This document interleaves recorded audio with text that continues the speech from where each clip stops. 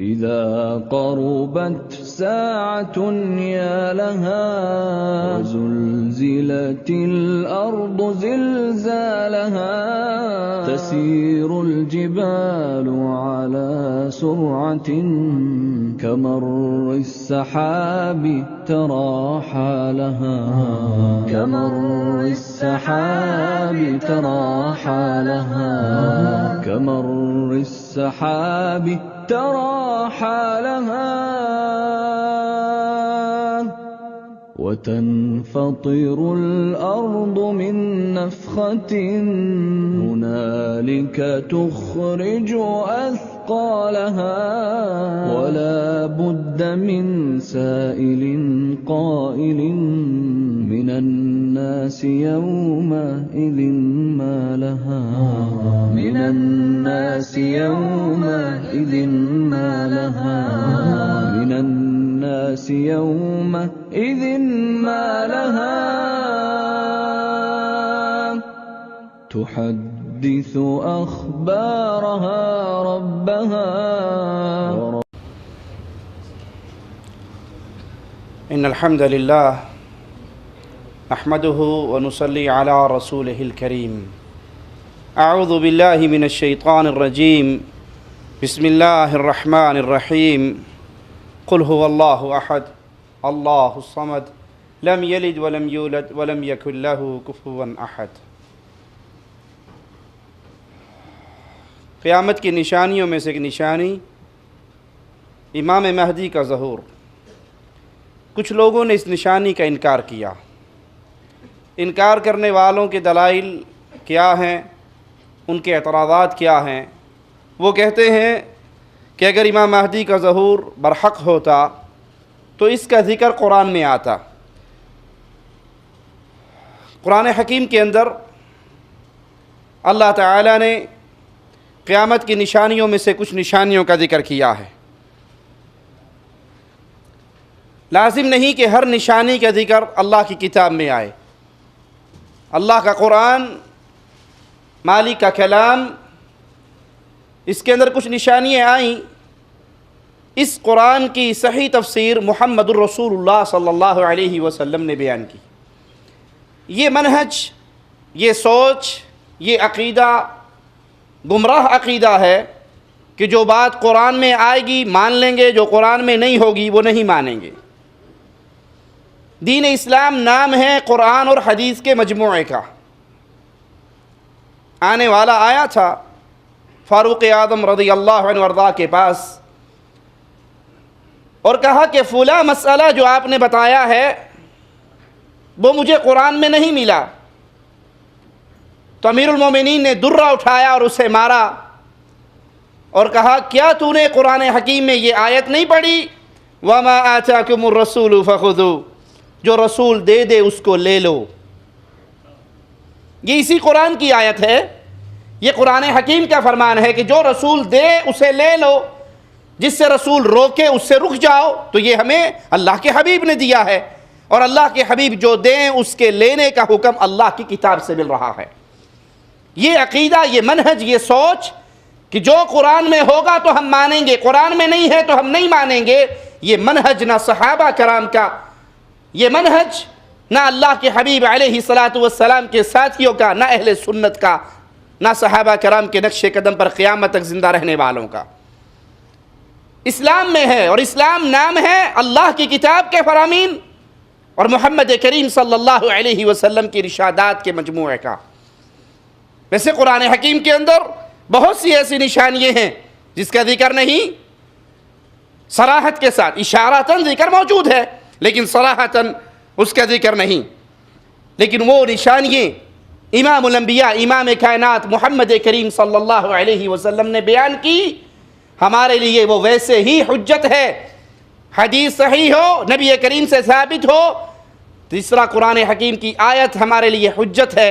اسی طرح محمد کریم صلی اللہ علیہ وسلم کا فرمان، صحیح حدیث آپ تک پہنچتا ہو، سندن درست ہو، وہ بھی ہمارے لیے حجت ہے۔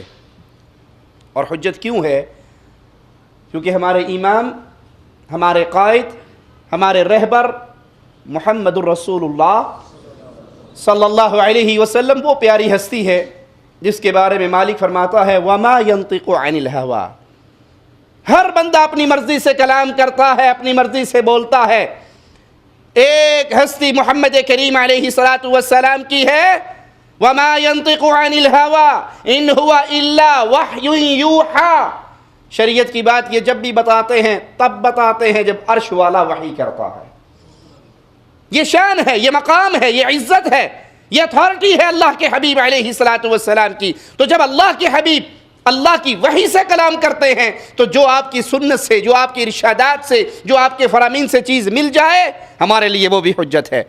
مسند احمد میں ہے، امام الانبیاء علیہ السلام فرماتے ہیں الا انی اوتیت القرآن ومثلہ معہ، خبردار مجھے قرآن دیا گیا ہے اور قرآن کی مثل اس کے ساتھ دی گئی ہے، اور وہ حدیث ہے۔ قرآن بھی مجھے اللہ نے دیا اور قرآن کی مثل اس کے ساتھ مجھے دی گئی، وہ حدیث ہے، وہ بھی اللہ نے دی ہے۔ ایک اعتراض یہ کرتے ہیں اعتراض کرنے والے کہ امام مہدی کے بارے میں احادیث بخاری و مسلم کے اندر نہیں ہے۔ تو یہاں پر یہ نقطہ یاد رکھیے، بخاری و مسلم میں رسول اللہ صلی اللہ علیہ وسلم کی صحیح احادیث موجود ہے، اس میں کوئی شک نہیں، لیکن کیا تمام صحیح احادیث صرف بخاری و مسلم میں ہے؟ یہ غلط ہے۔ بخاری و مسلم میں موجود احادیث صحیح ہیں، ایمان ہے، مانتے ہیں، لیکن کیا تمام احادیث رسول صلی اللہ علیہ وسلم جو صحت تک پہنچتی ہیں، صحیح ہیں، ثابت ہیں، وہ بخاری و مسلم میں آ گئی؟ نہیں۔ امام بخاری اور امام مسلم رحمہم اللہ، ان کے علاوہ بھی ائمہ ہیں، محدثین ہیں، جنہوں نے اپنی اپنی کتابوں میں احادیث کو نقل کیا جو امام بخاری و مسلم کی شرط کے مطابق صحیح ہے، انہوں نے اپنی کتابوں میں درج کیا اور امام بخاری رحمہ اللہ نے اس کو بیان نہیں کیا۔ تو یہ اعتراض اس قابل نہیں کہ اس کی بنیاد پہ منہج بنایا جائے، عقیدہ بنایا جائے، نظریہ بنایا جائے کہ جو بخاری و مسلم میں آئے گا صرف وہی مانیں گے۔ بخاری و مسلم کے علاوہ بھی ائمہ کی، محدثین کی کتابیں ہیں، اور اس میں موجود جتنی احادیث صحیح ہیں، ثابت ہیں، ہم ان کو تسلیم کرتے ہیں۔ اور آج صحیح اور ضعیف روایات کا پہچاننا محدثین کی محنت اور اللہ کے فضل کی وجہ سے وہ آسان ہو چکا ہے۔ آپ اٹھائیے حدیث کو، اللہ رحمت فرمائے علامہ البانی رحمہ اللہ پر، صحیح ابو داؤد، ضعیف ابو داؤد، صحیح ابن ماجہ، ضعیف ابن ماجہ، پانی کا پانی دودھ کا دودھ الگ کر دیا، سلسلہ احادیث صحیحہ، سلسلہ احادیث ضعیفہ، الگ الگ کتابیں لکھ دی، یہ روایات ضعیف ہے، یہ روایات صحیح ہے۔ اتنی وضاحت کے بعد بھی اگر کوئی یہ کہ مینوں نہیں پتا حق کی، یہ جڑا جتھے لگا ٹھیک ہی لگا، یہ بھی تو حدیث سناندا ہے، وہ بھی حدیث سناندا ہے، جو جہاں لگا ہے ٹھیک لگا ہے، پتہ نہیں حق کیا ہے، سچ کیا ہے۔ آج کے دور میں جتنا نکھار آ چکا ہے احادیث کے اندر بھی، اس دور کا بندہ اگر یہ بہانے کرے گا تو جو جوتیاں اس کو پڑیں گی وہ شاید کسی اور کو نہ پڑیں۔ اب تو کیا آپ کے پاس حیلہ اور حجت اور بہانہ باقی رہ گیا ہے؟ اب تو تمام دودھ الگ ہے، پانی الگ ہے، صحیح حدیث الگ ہے، ضعیف حدیث الگ ہے، مجموعے الگ ہے، کتابیں الگ چھپ چکی ہیں، ایک صحیح کے نام سے اور ایک ضعیف کے نام سے۔ اب بھی ہم تحقیق نہ کریں اور صحابہ کرام کے راستے کو نہ اپنائیں، محمد کریم صلی اللہ علیہ وسلم کی احادیث کو نہ مانیں، تو اس سے بڑھ کر بدنصیبی اور کیا ہے۔ اور بخاری و مسلم کے اندر بھی، صحیح بخاری اور صحیح مسلم میں امام مہدی کے بارے میں روایات آئی ہیں جن میں اشارہ ہے، نام لیے بغیر ان کی صفات بیان کی گئی ہیں۔ اب سوال پیدا ہوتا ہے کہ کچھ لوگ یہ سوچ کر عمل چھوڑ دیتے ہیں کہ جب امام مہدی آئیں گے تبھی امت کی اصلاح ہوگی، ہاتھ پہ ہاتھ دھر کے بیٹھ جاؤ، اپنے اپنے کام کرتے رہو، اپنے اپنے معاملات، اپنے اپنے کاروبار میں مگن رہو، دین اسلام کے لیے ہمیں کچھ نہیں کرنا چاہیے، امام صاحب آئیں گے تو معاملہ ٹھیک ہوگا۔ یہ سوچ، یہ فکر غلط ہے۔ آپ اور میں اس دین اسلام کے رکھوالے ہیں، اس دین اسلام کے خادم ہیں۔ یاد رکھیے گا میرے اس جملے کو، میں اور آپ محتاج ہیں اللہ کے دین کی خدمت کریں، اللہ کا دین ہمارا محتاج نہیں ہے، اللہ کا دین ہمارا محتاج نہیں ہے۔ میں اور آپ محتاج ہیں کہ ہم اپنا وقت، اپنا مال، اپنی زندگی، اپنی محنت، اپنی کوشش، اپنی طاقت کے ساتھ دین اسلام کی مدد کریں اور اگر ہم دین اسلام کی مدد سے ہاتھ کھینچ لیں گے، نقصان دین اسلام کا نہیں ہے، نقصان ہمارا ہے۔ ارے شکر کرو جس اللہ نے تمہیں اپنے دین کی خدمت کی نوکری عطا فرما دی، اس میں تمہارا کمال نہیں ہے، یہ اس اللہ کا فضل ہے۔ اگر کوئی اللہ کے دین کی خدمت کر رہا ہے اپنی طاقت کے مطابق، تو وہ اس پہ فخر نہ کرے کہ میں نے یہ کر دیا اور میں نے یہ کر دیا اور میں نے یہ تیر مار لیا۔ تمہارا کوئی کمال نہیں ہے، کمال اس اللہ کا ہے جس نے ہم جیسے نکموں کو اپنے دین کی خدمت کے لیے چن لیا ہے۔ اگر تم اپنے مال کے ذریعے اللہ کے دین کی مدد کر رہے ہو، اس میں تمہارا کمال نہیں، اللہ کا فضل ہے کہ اللہ نے تمہیں چن لیا۔ اگر تم اپنی زبان کے ذریعے اللہ کے دین کی خدمت کر رہے ہو، اپنے ہاتھوں کے ذریعے اللہ کے دین کی خدمت کر رہے ہو، اللہ کا دین انسانوں کا محتاج نہیں ہے، ہم محتاج ہیں کہ اللہ کے دین کی خدمت کریں۔ تاتاری اسلام کو مٹانے کے در پہ ہوئے تھے نا، کہ اللہ نے تاتاریوں میں سے لوگوں کو مسلمان نہیں کر دیا تھا؟ کیا ان میں سے لوگ کلمہ پڑھ کے اللہ کے دین کے محافظ نہیں بن گئے تھے؟ لہذا ہر دور کے اندر، ہر حال میں، جب تک سانس آ رہا ہے، جسم اور جان اور روح کے رشتے باقی ہیں، بستر پہ رات کو لیٹتے ہوئے سوچا کرو آج کے 24 گھنٹوں میں میں نے کتنے گھنٹے اللہ کے دین کی خدمت میں گزارے ہیں۔ پیٹ پالنے کے لیے نوکریاں کرنا ضروری ہے، حق ہے، اجازت ہے، حلال ہے، کیجئے، لیکن پوری زندگی کو صرف پیٹ پالنے کے در پہ نہ گزاریے۔ پیٹ پالنا ضرورت ہے، پیٹ کی نرم چمڑی کو جہنم کی آگ سے بچانا یہ اصل کام ہے۔ پیٹ پالنے کے چکر میں ایسے مشغول نہ ہو جائیں کہ ہمیں دین اسلام کی کوئی فکر نہ رہے، دین اسلام کی خدمت کے جذبے ہمارے مر جائیں۔ اس کو پالیے، یہ ضرورت ہے اس 60 سالہ زندگی کے لیے، لیکن جہنم کی آگ سے بچنا، جہنم کی آگ سے بچنا میری اور تمہاری زندگی کا مقصد ہے۔ یہ 60 سال ہے اور وہ ایسی زندگی ہے جہاں موت کو موت آ جائے گی۔ تو یہ قیامت قریب سے قریب تر ہو رہی ہے۔ ہر بندہ اپنی زندگی میں جتنا دین اسلام کے لیے کام کر سکتا ہے، محنت کر سکتا ہے، خدمت کر سکتا ہے، وہ کرے۔ نشانیوں پہ نشانیاں ظاہر ہوتی جائیں گی اور بالآخر وہ گھڑی آ کر رہے گی جس گھڑی میں میں نے اور آپ نے اللہ کے دربار میں اٹھایا جانا ہے۔ قیامت کی نشانیوں میں سے ایک بہت بڑی نشانی دجال کا خروج۔ قیامت کی کچھ نشانیاں تو چھوٹی ہیں اور کچھ نشانیاں بڑی ہیں۔ بڑی نشانیوں میں سے دجال کا خروج ہے۔ مسند احمد میں ہے، رسول اللہ صلی اللہ علیہ وسلم نے فرمایا قیامت کی نشانیاں تار میں پروئے ہوئے موتیوں کی طرح ہے۔ موتیوں کی مالا دیکھی ہے نا، ہار دیکھا ہے آپ نے، اگر وہ کاٹ دیا جائے، تار ٹوٹ جائے تو موتی کیسے زمین پہ گرتے ہیں؟ اللہ کے حبیب علیہ الصلوۃ والسلام فرماتے ہیں قیامت کی نشانیاں تار میں پروئے ہوئے موتیوں کی طرح ہیں، بس اگر تار ٹوٹ جائے تو موتی یکے بعد دیگرے تیزی سے گرنا شروع ہو جاتے ہیں۔ سیدنا ابو ہریرہ رضی اللہ عنہ وارضہ فرماتے ہیں اللہ کے نبی نے فرمایا علامات قیامت کا ظہور یکے بعد دیگرے اس طرح ہوگا جس طرح ہار کے ٹوٹنے پر موتی یکے بعد دیگرے گرتے ہیں۔ قیامت کی بڑی نشانیوں میں سے دجال ایک بہت بڑی نشانی ہے۔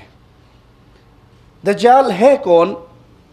یہ اولاد آدم میں سے ہے، جسے اللہ تعالیٰ نے کچھ ایسی طاقتیں عطا کی ہیں، ایسی قوتیں بطور آزمائش، لوگوں کے امتحان کے لیے، ان کی آزمائش کے لیے ایسے طاقتیں دی ہیں جو بنی نوع بشر کے اندر سے کسی اور کو حاصل نہیں۔ یہ لوگوں کے امتحان کے لیے ہے، لوگوں کی آزمائش کے لیے ہے۔ اس کے بارے میں، دجال کے بارے میں معلومات رکھنا مسلمانوں ضروری ہے۔ اللہ کے حبیب علیہ الصلوۃ والسلام کے ایک صحابی ہیں سیدنا حذیفہ رضی اللہ عنہ وارضہ، وہ فرماتے ہیں لوگ اللہ کے نبی صلی اللہ علیہ وسلم سے خیر کے بارے میں سوال کرتے اور میں ہمیشہ شر کے بارے میں سوال کرتا، یہ سوچ کر کہ کہیں انجانے میں علم نہ ہونے کی وجہ سے میں اس شر میں گرفتار نہ ہو جاؤں۔ لوگ خیر کے بارے میں پوچھتے، میں شر کے بارے میں پوچھتا۔ دجال بہت بڑا فتنہ ہے، اللہ کے رسول صلی اللہ علیہ وسلم اپنی امت کو اس سے ڈراتے رہے، اس کے بارے میں خبر دیتے رہے۔ یہ اتنا بڑا فتنہ ہے کہ اس کے ساتھ اتنی بڑی آزمائشوں کی اندھیری ہوگی، بڑے بڑے فتنے اس کے ساتھ ہوں گے۔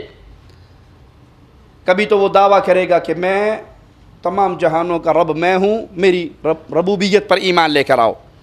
دجال کو مسیح دجال بھی کہا جاتا ہے، اس لیے کہ اس کی بائیں آنکھ مٹی کی ہوگی، وہ کانا ہوگا اور ایک ہی آنکھ سے دیکھ سکے گا۔ وہ رب ہونے کا دعویٰ تو کرے گا لیکن وہ کانا ہوگا، ایک آنکھ سے ہوگا۔ اور بعض اہل علم نے یہ بھی کہا ہے کہ اسے مسیح دجال اس لیے کہا جاتا ہے کہ وہ ساری زمین پہ گھومے اور پھرے گا، پوری زمین پہ پھرے گا، پوری زمین کے اوپر چلے گا۔ اور اس کا نام دجال اس لیے رکھا گیا کہ وہ دجل اور فریب، ہیلے اور بہانے اور جھوٹ سے کام لے گا، بہت بڑا مکار، بہت بڑا جھوٹا، حقائق کو چھپانے والا، اور جھوٹ کو دجل کہتے ہیں، اور بڑے بڑے جھوٹ بولے گا۔ رب ہونے کے دعوے سے بڑھ کر جھوٹ کیا ہو سکتا ہے؟ کائنات کا سب سے بڑا جھوٹ کیا ہے؟ کہ اللہ کا بندہ، اللہ کی مخلوق رب بننے کا دعویٰ کرے۔ یہ سب سے بڑا جھوٹ ہے۔ وہ دجل، فریب، جھوٹ سے کام لے گا، اس لیے اس کا نام دجال۔ دجال دعویٰ کیا کرے گا؟ وہ لوگوں سے کہے گا میرے اوپر ایمان لے کر آؤ، میں تمہارا رب ہوں۔ صحیح بخاری میں ہے، رسول اللہ صلی اللہ علیہ وسلم نے فرمایا الا انہ اعور، خبردار دجال کانا ہے، وَإِنَّ رَبَّكُمْ لَيْسَ بِأَعْوَرْ، اور تمہارا رب ایسا نہیں ہے۔ اس کے جھوٹے ہونے کے لیے مصطفیٰ علیہ السلام نے کیا فرمایا؟ وہ اپنے رب ہونے کا دعویٰ کرے گا، لوگوں کو بلائے گا مجھ پہ ایمان لاؤ، میں رب ہوں۔ آپ علیہ السلام نے فرمایا وہ کانا ہے اور تمہارا رب ایسا نہیں ہے۔ اس کے بعد بہت سے ہیلے اور بہانے، شبہات ہوں گے جس میں وہ لوگوں کو مبتلا کر لے گا۔ قرآن کریم میں دجال کا ذکر نہ ہونے کی حکمت میں اہل علم کے مختلف اقوال ہیں۔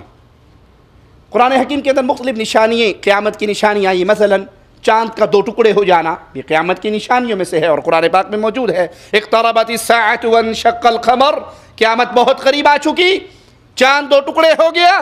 اسی طرح یاجوج ماجوج کا نکلنا، یہ قیامت کی نشانیوں میں سے ہے، اس کا ذکر بھی موجود ہے۔ حتی اذا فتحت یاجوج و ماجوج وهم من کل حدب ینسلون، یہاں تک کہ یاجوج اور ماجوج کو کھول دیا جائے گا اور ہر بلندی سے وہ دوڑتے ہوئے آئیں گے۔ لیکن اللہ تعالیٰ نے دجال کا نام لے کر وضاحت کے ساتھ قرآن پاک میں ذکر نہیں کیا، بلکہ اہل علم قرآن حکیم کی آیت سے یہ استدلال کرتے ہیں کہ اس آیت میں اشارہ ہے دجال کی طرف، اور وہ آیت کیا ہے؟ یوم یأتی بعض آیات ربک لا ينفع نفسا ایمانها لم تکن آمنت من قبل، جس روز تمہارے رب کی بڑی بڑی نشانیاں، بعض نشانیاں ظاہر ہو جائیں گی تو جو شخص پہلے ایمان نہیں لایا ہوگا اگر اس دن ایمان لانا چاہے گا تو اس کا ایمان اسے کوئی فائدہ نہیں دے گا۔ اس آیت سے استدلال کرتے ہوئے بعض اہل علم کہتے ہیں کہ اس میں مراد اللہ کی بعض نشانیوں کا ظہور، اس سے مراد دجال کا ظہور ہے۔ صحیح مسلم میں ہے، رسول اللہ صلی اللہ علیہ وسلم نے فرمایا ثلاث اذا خرجنا لم ينفع نفسا ایمانها لم تكن آمنت من قبل، تین چیزیں ایسی ہیں جب وہ ظاہر ہو جائیں کسی کا ایمان لانا اس کے لیے فائدہ مند نہیں ہوگا الا جو ان تین چیزوں کے نکلنے سے پہلے ایمان لے آئے ہوں گے۔ اور وہ تین چیزیں کیا ہے؟ الدجال والدابہ وطلوع الشمس من مغربها، دجال اور وہ جانور جو لوگوں سے کلام کرے گا اور سورج کا ہونا، ان تین چیزوں کے ظہور سے پہلے جو ایمان لے آیا اس کا ایمان تو مقبول ہے، لیکن جو ان کے ظہور کے بعد ایمان لے کر آئے گا وہ ایمان مردود ہوگا۔ اور اہل علم کا دوسرا یہ قول بھی ہے کہ قرآن مجید میں عیسیٰ بن مریم علیہ السلام ان کا ذکر موجود ہے، اشارہ موجود ہے قرآن حکیم کی آیت میں کہ یہ دوبارہ دنیا پہ آئیں گے، نزول فرمائیں گے، اور وہ قرآن حکیم کی یہ آیت ہے وَإِن مِّنْ أَهْلِ الْكِتَابِ إِلَّا لَيُؤْمِنَنَّ بِهِ قَبْلَ مَوْتِهِ، اور اہل کتاب میں سے کوئی ایسا شخص نہیں ہوگا جو عیسیٰ علیہ السلام کی موت سے پہلے ان پر ایمان نہ لے آئے گا۔ یہ دوبارہ آئیں گے اور اہل کتاب ان پر ایمان لے کر آئیں گے۔ دوسری آیت پہ غور کیجئے وَإِنَّهُ لَعِلْمُ السَّاعَةِ فَلَا تَمْتَرُنَّ بِهَا وَاتَّبِعُونَ هَذَا صِرَاطٌ مُسْتَقِيمٌ، اور وہ عیسیٰ علیہ السلام قیامت کی ایک نشانی ہے، تو اے لوگو اس قیامت میں تم ہرگز شک نہ کرو۔ اب یہ بات بلا شبہ صحیح ہے کہ عیسیٰ علیہ السلام ہی دجال کو قتل کریں گے۔ تو جب عیسیٰ علیہ السلام کے نزول کا ذکر قرآن حکیم کی ان آیات میں موجود ہے، اس کی طرف اشارہ، جب وہ آئیں گے اور انہوں نے ہی قتل کرنا ہے دجال کو، تو اس کا مطلب ہوا کہ دجال کا ذکر بھی انہی آیات کے تحت آ گیا۔ دجال فتنوں میں سے سب سے بڑا فتنہ ہے۔ صحیح مسلم میں ہے، رسول اللہ صلی اللہ علیہ وسلم نے فرمایا ما بین خلق آدم الى قیام الساعہ خلق اکبر من الدجال، وفی روایہ امر اکبر من الدجال۔ آدم علیہ السلام کی تخلیق سے لے کر قیامت تک دجال سے بڑی کوئی مخلوق نہیں، اور ایک روایت کے یہ الفاظ ہیں دجال سے بڑی کوئی مصیبت نہیں۔ دجال بہت بڑی مصیبت، بہت بڑا فتنہ۔ صحیح بخاری میں اللہ کے نبی صلی اللہ علیہ وسلم نے دجال کے ذکر کرتے ہوئے ڈراتے ہوئے اپنے صحابہ سے کہا میں تمہیں اس سے ڈرا رہا ہوں، اور ہر نبی نے اپنی قوم کو اس سے ڈرایا ہے، لیکن میں تمہیں ایک ایسی بات بتانے لگا ہوں جو سابقہ انبیاء نے اپنی امتوں کو نہیں بتائی، اور وہ بات یہ ہے انہو اعور، وہ کانا ہے، وَإِنَّ اللَّهَ لَيْسَ بِأَعْوَرَ، اور تمہارا رب ایسا نہیں ہے۔ یہ تمہیں خاص بات میں نے بتائی جو سابقہ انبیاء نے اپنی امتوں کو نہیں بتائی کہ وہ کانا ہے، اس کی یہ نشانی دیکھ لینا، اور یہی نشانی اس کے جھوٹے ہونے کے لیے کافی ہے۔ دجال کے ساتھ تو بڑی بڑی آزمائشیں ہوں گی، اور وہ لوگوں کو فتنوں میں مبتلا کرے گا۔ اس دجال سے چھوٹے چھوٹے دجال ابھی انڈیا پاکستان کی گلیوں میں ہمیں نظر آتے ہیں، اور دنیا ان کے پیچھے پاگل ہو رہی ہے، پیروں کی شکل میں، بابوں کی شکل میں، بزرگوں کی شکل میں، کبھی اولاد دینے کا دعویٰ کرنے والے، کبھی کچھ کرنے والے، کبھی کچھ کرنے والے۔ یہ جھوٹے کذاب اور دجال، ان کے پیچھے دنیا اندھی ہو رہی، اور جو واقعی آزمائشوں کے پہاڑ لے کر آئے گا، بڑی بڑی آزمائشیں لے کر آئے گا، اس کا اپنا کیا حال ہوگا، اور لوگ اس کے پیچھے کس طرح اندھے ہو کر گریں گے۔ صحیح مسلم میں ہے، رسول اللہ صلی اللہ علیہ وسلم نے فرمایا دجال کے سوا دیگر فتنوں کا مجھے تمہارے بارے میں زیادہ خوف ہے۔ دجال اگر میری موجودگی میں آ گیا تو میں تمہاری طرف سے اس کے مقابلے کے لیے کافی رہوں گا اور اس پر غالب آؤں گا، اور اگر وہ میری عدم موجودگی میں آیا تو پھر ہر شخص دلیل کے ساتھ اس پہ غالب آنے کی کوشش کرے، اللہ تعالیٰ میری جگہ ہر مسلم کا خود دفاع کرے گا۔ اپنی امت کے لیے یہ عظیم خبر اللہ کے نبی صلی اللہ علیہ وسلم نے اپنے صحابہ کرام کے لیے ارشاد فرمائی کہ اگر وہ میری زندگی میں آیا تو میں اس پر غالب رہوں گا، میں تمہاری طرف سے کافی رہوں گا، اور اگر میرے بعد آیا تو تم نشانیوں کو دیکھ کر دلیل کی بنیاد پہ اس کا مقابلہ کرنا۔ اس کا جھوٹے ہونے کی دلیل کیا ہے؟ وہ کانا ہوگا اور رب ہونے کا دعوے دار ہوگا اور کذاب ہوگا۔ خروج دجال سے پہلے کچھ واقعات پیش آئیں گے۔ صحیح مسلم میں ہے، اللہ کے نبی صلی اللہ علیہ وسلم نے فرمایا تغزون جزیرۃ العرب، تم جزیرہ عرب میں جنگ کرو گے اور اللہ اس کو فتح کر دے گا۔ ثم تغزون فارس، پھر تم ایران پر حملہ کرو گے، اللہ اسے بھی فتح کر دے گا۔ پھر تم روم پہ حملہ کرو گے، اللہ اسے بھی فتح کر دے گا۔ ثم تغزون الدجال، پھر تم دجال سے جنگ کرو گے، اللہ اس پر بھی تمہیں فتح دے گا۔ جس جگہ دجال ہوگا اس جگہ پر اور اس کے ساتھیوں پر تمہیں فتح حاصل ہو جائے گی۔ یہ کچھ نشانیاں ہیں تو دجال کے آنے سے پہلے جو واقعات پیش ہوں گے، اللہ کے حبیب علیہ السلام اس کی طرف اشارہ فرما رہے۔ ابو داؤد میں ہے، امام الانبیاء علیہ السلام نے فرمایا بیت المقدس کے آباد ہونے سے مدینے کی بے آبادی ہوگی، مدینے کی بربادی ہوئی تو ایک عظیم مارکہ شروع ہو جائے گا۔ جب وہ مارکہ شروع ہوگا تو قسطنطنیہ فتح ہو جائے گا، اور جب قسطنطنیہ فتح ہوگا تو پھر جلد ہی دجال کا خروج ہوگا۔ ابو داؤد میں ہے، امام الانبیاء امام کائنات محمد کریم صلی اللہ علیہ وسلم ارشاد فرماتے ہیں تم عیسائیوں کے ساتھ صلح کر لو گے، پھر تم ایک لڑائی لڑو گے، رومی تمہیں پسے پشت تمہارے ساتھ غداری کریں گے، تم اس جنگ میں غالب رہو گے، فتح یاب رہو گے، تم واپس آ رہے ہوں گے، مال غنیمت تمہیں بہت حاصل ہوگا، نقصان تمہارا بہت تھوڑا ہوگا۔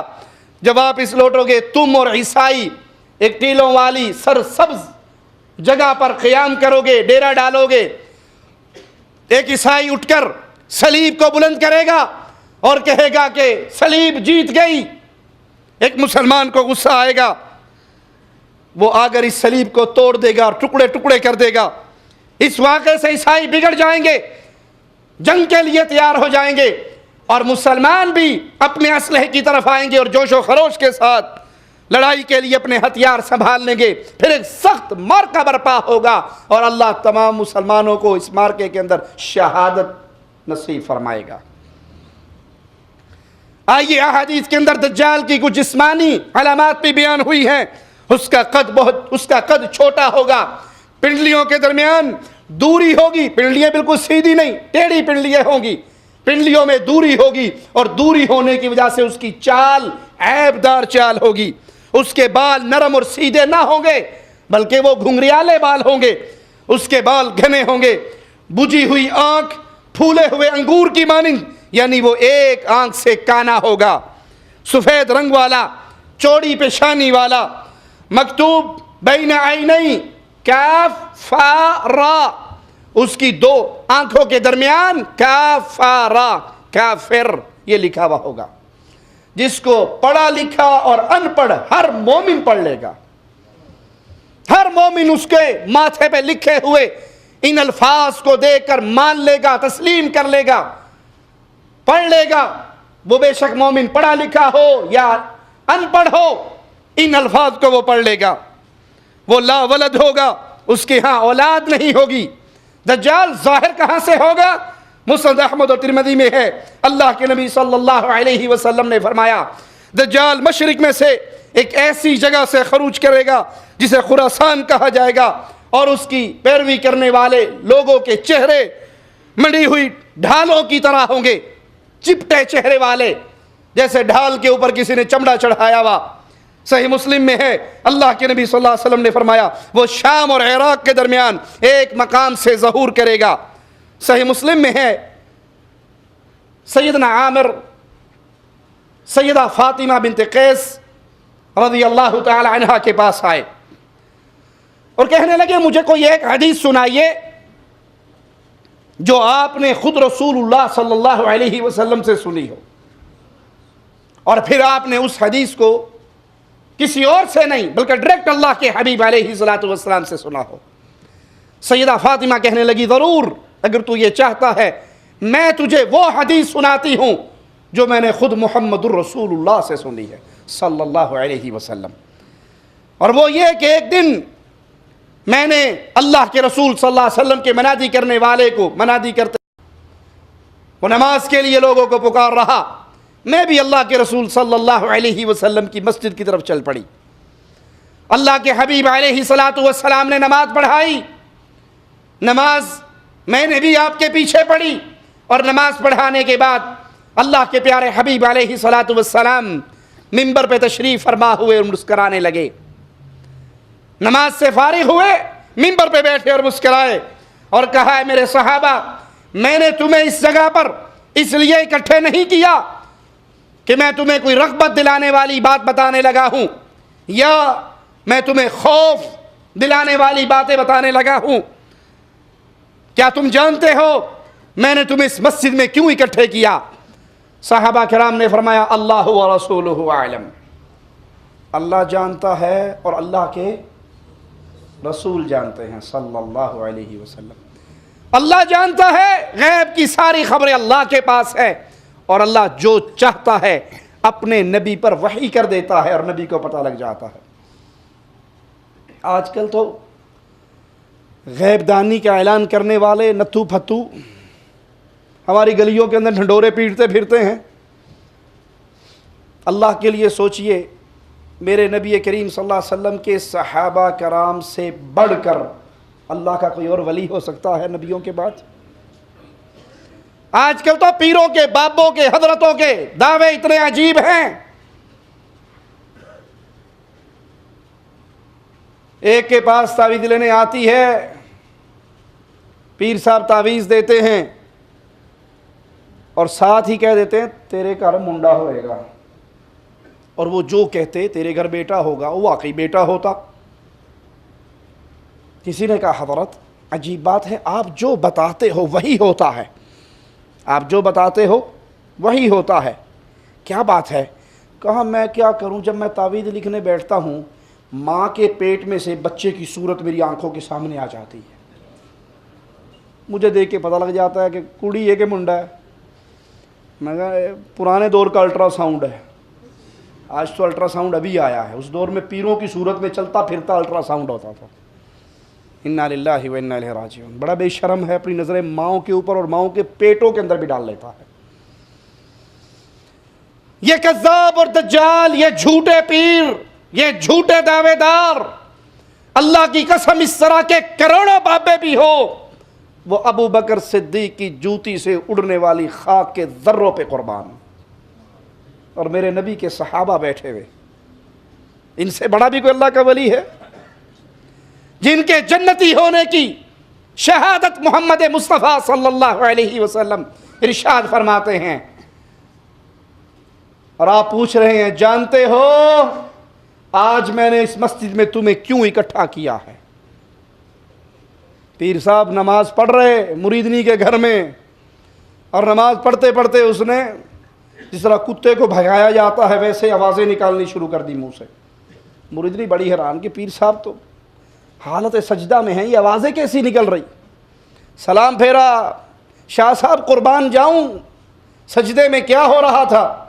کہا پگلی تجھے کیا پتا، اب یہ نوٹ کھانے کے چکر میں، خدمت کروانے کے چکر میں چھوڑنے لگا ہے۔ کہا تجھے کیا پتا پاگل کہیں کی، میں نماز پڑھ رہا تھا، مدینہ رسول میں رسول کی مسجد میں کتا جانے کی کوشش کر رہا تھا، اور میں نے یہیں سے آواز لگائی اور وہ نکل گیا، بھاگ لیا۔ مریدنی تھوڑی سی پڑھی لکھی تھی، کہتی چنگا میں ویکھ لینی، ایڈا پہنچیا میں بھی دیکھ لیتی ہوں۔ پیر صاحب نے کھانا شانا کھا لیا، جب میٹھے کھانے کی باری آئی اس نے نیچے دیسی گھی ڈالا، اس کے اوپر شکر ڈالی، اس کے اوپر پھوکی سیویاں رکھ کے چمچہ لگا کے پیر صاحب کے آگے رکھ دی، شاہ صاحب تناول فرمائیے۔ اب یہ قادری صاحب اس کو یوں یوں دیکھ رہے ہیں۔ نے کہا قربان جاؤں شاہ صاحب کھاتے کیوں نہیں؟ کہتا بے وقوف عورت، کتنے عرصے کے بعد میں تیرے پاس آیا ہوں، میں تو سمجھتا تھا کہ تو میری بڑی ہی خدمت کرے گی، اور تجھے اتنی شرم نہیں آئی پیر صاحب کے لیے پھوکی بغیر گھی چینی کے خالی سیویاں لے کے آ گئی ہے، کھاؤں کیسے؟ چینی کہاں ہے، شکر کہاں ہے، گھی کہاں ہے؟ اس نے جوتا اتارا اور سر میں مارا، کہا چوڑا مدینے دا کتا نظر آ گیا، تھلے تیرا جڑا پیا لگتا کچھ اے نظر نہیں آتا؟ مدینے کی مسجد میں گھستا ہوا کتا تو تجھے نظر آ گیا، سیویوں کے نیچے گھی بھی ہے، شکر بھی ہے۔ یہ کذاب اور دجال، یہ ایمان کے ڈاکو، یہ مال کے ڈاکو، یہ عزتوں کے ڈاکو۔ مصطفیٰ علیہ السلام پوچھ رہے صحابہ کی جماعت بتاؤ میں نے تمہیں یہاں پر کیوں اکٹھا کیا ہے؟ کہا اللہ و رسولہ اعلم، اللہ جانے، یہ اپنے رسول کو وحی کر کے بتا دے تو رسول جانے، ہمیں خبر نہیں ہے۔ اللہ کے حبیب علیہ السلام نے فرمایا تمیم داری جو نصرانی تھے یہ میرے پاس حاضر ہوئے، میرے ہاتھ پہ انہوں نے بیعت کی، کلمہ پڑھا، مسلمان ہو گئے۔ مسلمان ہونے کے بعد انہوں نے اپنی زندگی کا ایک واقعہ مجھے سنایا، وہ بات سنائی جو میری احادیث کے موافق تھی۔ انہوں نے جو واقعہ بتایا وہ وہی تھا، ویسا ہی تھا جیسے میں پہلے ارشاد فرماتا تھا، میری احادیث کے موافق تھی۔ جو احادیث میں تم لوگوں کو دجال کے بارے میں بیان کرتا تھا، تمیم داری نے مجھے بتایا کہ وہ 30 افراد کے ساتھ سمندر میں سفر کر رہے، ان کا سمندری جہاز طوفانی موجوں کے درمیان پھنس گیا اور پھر راستہ بھول گیا، اور طوفانی موجوں نے ان کو کسی اور ساحل پر پہنچا دیا، جہاں پر وہ ایک چھوٹی سی کشتی میں بیٹھ کر ایک جزیرے کے اندر پہنچے۔ جب جزیرے پہ آئے وہاں انہیں گھنے اور موٹے بالوں والا ایک جانور دکھائی دیا۔ بالوں کی کثرت کی وجہ سے اس کا یہ سمجھ نہیں آتا تھا کہ اس کا اگلا حصہ کون سا ہے اور بیک سائیڈ کون سی ہے، اس طرح بالوں کے اندر گھرا ہوا اور گھنے بالوں والا۔ انہوں نے کہا تیرا ستیہ ناس ہو، تو کیا چیز ہے؟ اس نے کہا میں جساسہ ہوں۔ انہوں نے کہا تو کون ہے؟ اس نے کہا آگے جاؤ، آگے جاؤ۔ اس جزیرے کے اندر ایک عمارت میں ایک شخص رہتا ہے جو تمہارے بارے میں جاننا چاہتا ہے، اس کے پاس چلے جاؤ۔ کہا ہم جلدی سے خانقاہ کی طرف گئے، اس میں داخل ہوئے تو اس میں ایک بہت بڑے جسم والا بہت بڑا انسان تھا جو مضبوطی سے بندھا ہوا تھا، اس کے دونوں ہاتھ اس کی گردن سے بندھے ہوئے، گھٹنوں سے ٹخنوں تک وہ لوہے کی زنجیروں میں جکڑا ہوا تھا۔ ہم نے کہا تیرے لیے ہلاکت ہو، تو کون ہے؟ اس نے کہا تم میرے بارے میں جاننے میں کامیاب ہو گئے، تم یہاں پر آ گئے، پہلے تم بتاؤ تم کون ہو؟ انہوں نے کہا ہم عرب ہیں، ایک بحری جہاز میں سفر کر رہے، طوفانی موجوں کے اندر پھنس کے ہمارے جہاز کا راستہ تبدیل ہو گیا اور ہم اس جزیرے تک پہنچے۔ اس نے کہا مجھے بیسان کے فلسطین کے شہروں میں سے ایک شہر ہے، اس کے کھجوروں کے باغات کا بتاؤ۔ کہا تم اس میں سے کیا پوچھنا چاہتا ہے؟ کہا اس کے درخت پھل دیتے ہیں یا نہیں دیتے؟ کہا نہیں، اس کے پھل درخت ابھی تک پھل دیتے ہیں۔ کہا بہت قریب ہے کہ وہ درخت پھل نہیں دیں گے۔ کہنے لگا مجھے بحیرہ طبریہ کے بارے میں بتاؤ۔ کہا اس کی کس چیز کے بارے میں؟ کہا اس کے اندر پانی ہے یا نہیں؟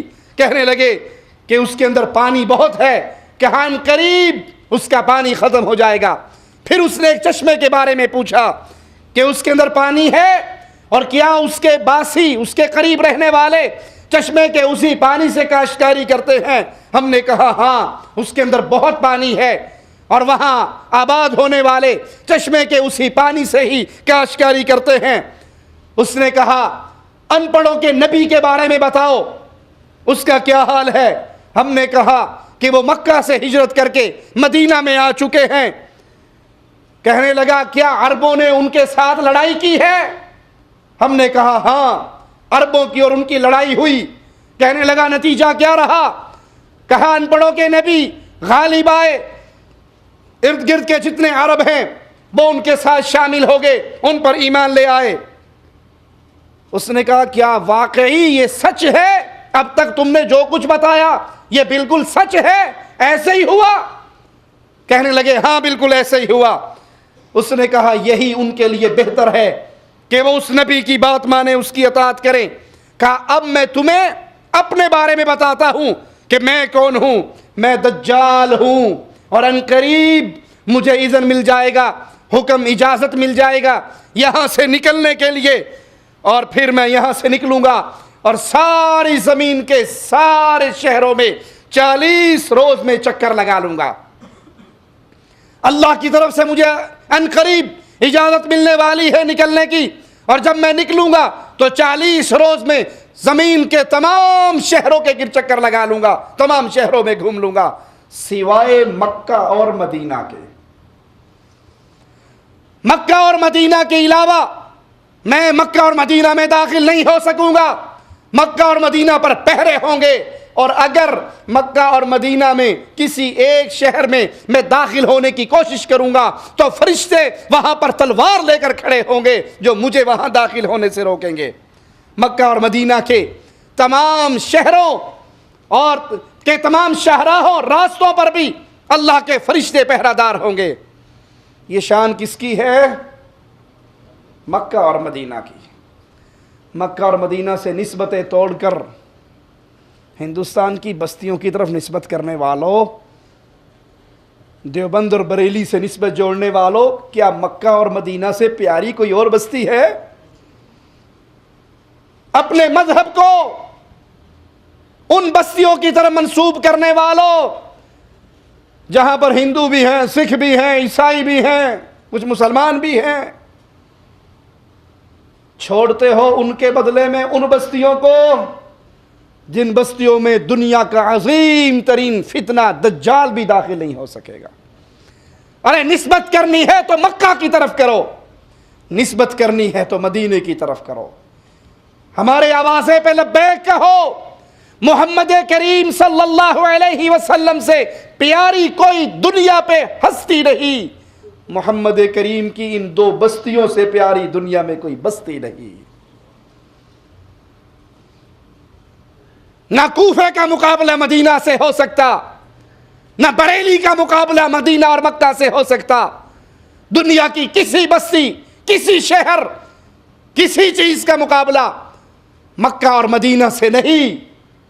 اور یہ دو وہ پیارے شہر ہیں جن بستیوں کی طرف ہم بلاتے ہیں، جس بستیوں کی طرف ہم دعوت دیتے ہیں، جس بستیوں کے عزت اور احترام کا نعرہ ہم لگاتے ہیں، یہ وہ پیارے شہر ہیں۔ ایک میں مصطفیٰ پیدا ہوئے، ایک میں مصطفیٰ دفن ہوئے صلی اللہ علیہ وسلم۔ اس کے دروازوں پر اللہ کے فرشتے پہرا دیں گے، کوئی دجال اس کے اندر داخل نہ ہو سکے گا، اور اس کی شاہراہوں پر بھی اللہ کے فرشتے پہرا دیں گے۔ سیدہ فاطمہ رضی اللہ تعالی عنہا نے فرمایا کہ پھر رسول اللہ صلی اللہ علیہ وسلم نے اپنا عصا اپنے منبر پہ مارا اور فرمایا یہ طیبہ ہے، یہ طیبہ ہے، یہ پاک جگہ ہے، یہ مدینہ منورہ ہے، یہ پاک ہے، یہ پاک ہے۔ فرمایا میں تم سے پہلے ہی بیان کر چکا۔ لوگوں نے کہا جی ہاں۔ آپ صلی اللہ علیہ وسلم نے فرمایا تمیم داری کی بات مجھے اچھی لگی، کیونکہ وہ میری اس بات کے مطابق ہے جو میں دجال کے بارے میں اور مکہ اور مدینہ کے بارے میں تمہیں بتایا کرتا تھا۔ اللہ کے حبیب علیہ السلام کے فرمان پہ غور کرنا، ان الفاظوں پہ اللہ کے واسطے توجہ کرنا۔ تمیم داری کی بات اللہ کے نبی فرماتے ہیں مجھے اچھی لگی، اور اس لیے اچھی لگی کہ تمیم داری کا یہ واقعہ، اس کا یہ ماجرا، اس کی یہ بات میری ان باتوں کے مطابق ہے جو دجال اور مکے اور مدینے کے بارے میں تمہیں بتایا کرتا تھا۔ میرے نبی صلی اللہ علیہ وسلم کے سامنے کوئی عمل ہو اور آپ اس عمل کو دیکھ کر خاموش رہیں تو وہ عمل دین بنتا ہے یا نہیں؟ ایک صحابی نے 2 رکعتیں پڑھی تھی فجر کی نماز کے بعد۔ آپ نے پوچھا تھا کیا پڑھا ہے؟ کہ اللہ کے نبی صلی اللہ علیہ وسلم میری سنتیں رہتی تھی، میں نے جماعت کے بعد اس کو ادا کر لی۔ آپ خاموش ہو گئے، آپ خاموش ہو گئے۔ اور نبی اگر کسی عمل کو دیکھ کر خاموش ہو جائیں تو ہمارے آقا کی یہ شان ہے کہ وہ عمل بھی دین بن جاتا ہے۔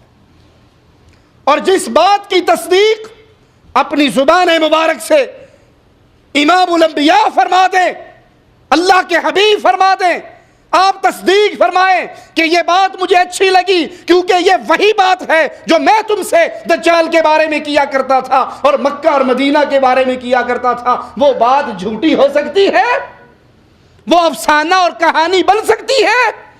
اور جو اس بات کو کہانی اور افسانہ کہے جس کی تصدیق محمد الرسول اللہ کر رہے ہیں صلی اللہ علیہ وسلم، اس سے بڑھ کر جھوٹا اور کذاب کون ہو سکتا؟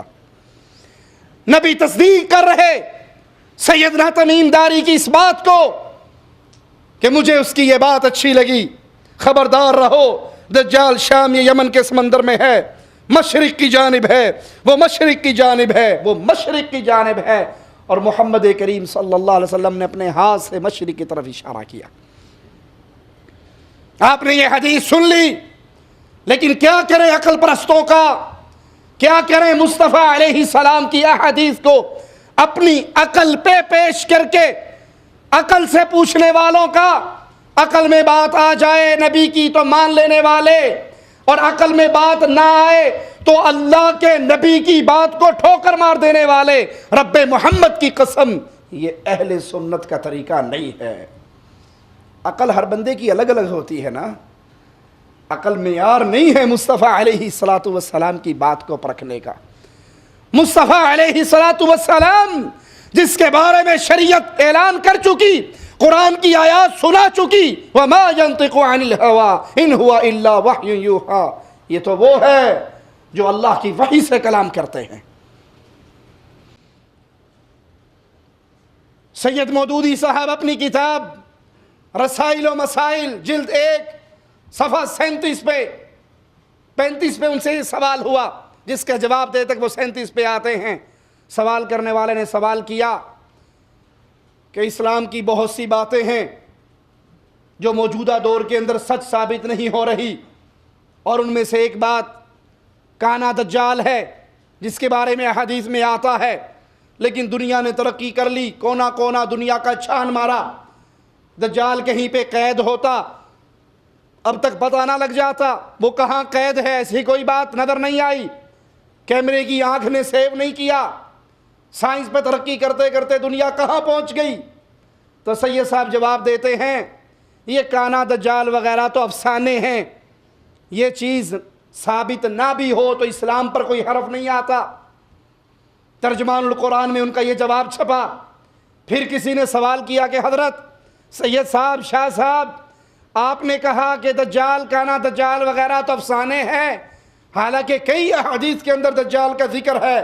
جب انہیں یہ کہا گیا کئی احادیث میں دجال کا ذکر ہے، پھر فرمانے لگے کہ میں نے جس چیز کو افسانہ قرار دیا وہ دجال کے وجود کو افسانہ نہیں قرار دیا، بلکہ میں دجال کے وجود کو مانتا ہوں۔ ہر نماز میں وہ خاص دعا جو اس سے پناہ کی ہے وہ پڑھتا ہوں، اللہ کی پناہ میں آتا ہوں۔ میں نے جس چیز کو افسانہ قرار دیا وہ یہ بات ہے کہ دجال کسی جزیرے پہ قید ہے۔ سید صاحب اس بات کو افسانہ قرار دے رہے، جو بات صحیح مسلم میں سیدنا تمیم داری سے روایت ہے، وہ دیکھ کر آئے، وہ بیان کرتے ہیں، اور ان کے بیان کرنے پر محمد الرسول اللہ صلی اللہ علیہ وسلم فرماتے ہیں مجھے تمیم داری کی یہ بات اچھی لگی، اور اس لیے اچھی لگی کہ یہ میں اس کی بات میری بات کے موافق ہے جو بات دجال کے بارے میں تمہیں کہا کرتا تھا۔ کتنا بڑا ظلم ہے، احادیث کی انکار کرتے ہوئے کتنی بڑی جرت ہے، جس کی تصدیق مصطفیٰ کرے۔ اگر تمیم داری کی یہ بات افسانہ، کہانی اور جھوٹ ہوتی تو کیا اللہ کے نبی اس کو افسانہ قرار نہ دیتے؟ کیا اللہ کے حبیب علیہ السلام اس کا انکار نہ کرتے؟ اس سارے واقعے کو سنانے کے لیے اللہ کے رسول صلی اللہ علیہ وسلم نے صحابہ کو اکٹھا کروایا، منادی کروائی، لوگ اکٹھے ہوئے، پھر آپ نے کہا نہ تمہیں میں ڈرانے کے لیے، کوئی بات بتانے کے لیے ڈر والی یا رغبت دلوانے کے لیے کوئی بات نہیں کرنے لگا، میں نے تمہیں تمیم داری کا یہ واقعہ سنانے کے لیے اکٹھا کیا ہے، جس کو سن کر اللہ کے نبی تصدیق کریں، اللہ کے نبی اس کو پسند کریں، اللہ کے نبی صلی اللہ علیہ وسلم مسجد میں منبر لگا کے اس پہ بیٹھ کے اپنے صحابہ کو وہ بتائیں۔ آج عقل کے پجاری اپنی کتابوں میں یہ اعلان کرتے پھریں کہ چونکہ یہ بات ہماری عقل میں نہیں آتی لہذا نبی کی یہ بات افسانہ ہے۔ یہ جرت مومن نہیں کر سکتا، اہل ایمان یہ جرت نہیں کر سکتے۔ اہل ایمان، ان کے امام، ان کے صدیق اکبر ابو جہل نے کہا تھا ابو بکر کہ رات کے ایک پہر میں کوئی بندہ بیت اللہ سے بیت المقدس سے آسمانوں پر جنت کی سیر، انبیاء کی ملاقاتیں کر کے واپس آ سکتا ہے؟ سیدنا ابو بکر نے کہا تھا نہیں۔ ابو جہل بڑا خوش ہوا تھا، آج میں نے بڑا تیر مار لیا ہے، نبی کریم صلی اللہ علیہ وسلم کے سب سے قریبی ساتھی کو بدظن کر لیا۔ کہا پتہ ہے یہ دعویٰ کس نے کیا ہے؟ کہا کس نے؟ کہا جس کو تو محمد الرسول اللہ کہتا ہے صلی اللہ علیہ وسلم۔ میرے نبی کا نام، میرے نبی کا فرمان ابو جہل کی زبان سے نکلا، ابو بکر کے پردہ سماعت سے ٹکرایا، لہجہ ہی بدل گیا۔ کہا ابو جہل تو نے سنا ہے؟ کہا ہاں میں نے سنا ہے۔ کہا اللہ کی قسم محمد جو کہتے ہیں سچ کہتے ہیں۔ نبی کی حدیثوں کو افسانہ قرار دینے والوں، کاش تم نے ابو بکر صدیق کی غیرت ایمانی کی طرف نگاہ دوڑائی ہوتی۔ ابو جہل حیران ہکا بکا، کہنے لگا ابو بکر کہ عقل مانتی ہے؟ عقل مانتی ہے؟ کہا عقل مانے نہ مانے ابو بکر کا ایمان مانتا ہے، محمد جھوٹ نہیں کہتے صلی اللہ علیہ وسلم۔ سیدنا ابو بکر صدیق فرمایا کرتے تھے میں جنت کو دیکھ لوں، جہنم کو دیکھ لوں، قبر کے معاملات کو دیکھ لوں، لوگوں ابو بکر کے ایمان میں ایک رائی کے دانے کے برابر بھی اضافہ نہیں ہوگا۔ لوگوں نے کہا بڑی عجیب بات ہے، ابھی تو ہم نے صرف سن رکھا ہے جنت جہنم کے بارے میں، آپ دیکھ کر بھی آپ کے ایمان میں اضافہ نہیں ہوگا؟ کہا نہیں، کہا وہ کیوں؟ کہا میں نے محمد کریم صلی اللہ علیہ وسلم کی مبارک پیاری میٹھی زبان سے سن کر جہاں تک ایمان دیکھ کر لایا جا سکتا ہے میں نے مصطفیٰ سے سن کر ایمان لے آیا ہوں۔ یہ اپنا منہج بنائیے، یہ اپنی زندگی گزارنے کا طریقہ بنائیے۔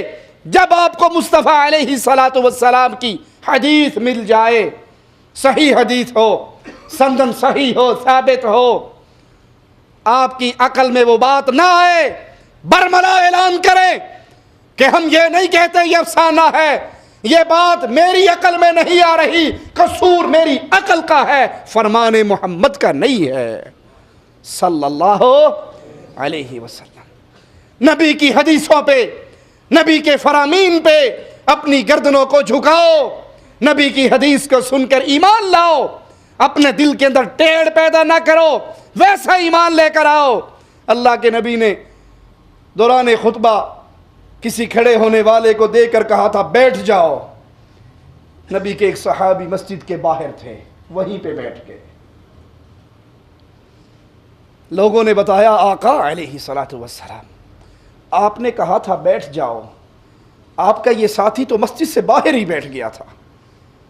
فرمایا تیری محبت میں، نبی کی اتباع کے جذبے میں اللہ اور برکت عطا فرمائے۔ صحابی کے جذبات کو زبان دینے دیجئے، ان کے جذبات کیا تھے؟ آپ نے فرمایا بیٹھ جاؤ۔ میرے پردہ سماع سے ٹکرا گیا کہ محمد کریم نے بیٹھنے کا حکم دیا، میں کھڑا رہ جاؤں تو ایمان اس کی اجازت نہیں دیتا۔ آج کتنے ہی وہ ظالم ہیں جو احادیث رسول کو سنتے ہیں، احادیث رسول کو جانتے ہیں، مانتے ہیں کہ یہ صحیح ہے، صحت کے درجے پر پہنچی ہوئی ہے، اس لیے نہیں مانتے۔ ان کے شیخ کی عقل میں نہیں آئی، ان کی عقل میں نہیں آئی، یہ سوچ مومن سوچ ہی نہیں سکتا۔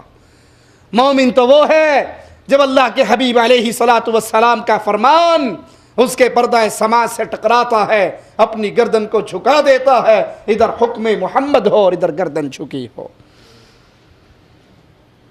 اللہ سے دعا ہے اللہ ہمیں پیارے حبیب علیہ الصلاۃ والسلام کی محبت عطا فرمائے، نبی کی فرامین کو سن کر اپنے دل پہ پڑے ہوئے زنگ کے تالوں کو توڑنے کی توفیق عطا فرمائے، اپنے راستوں کو بدلنے کی توفیق عطا فرمائے، اپنے طریقوں کو چینج کرنے کی توفیق عطا فرمائے۔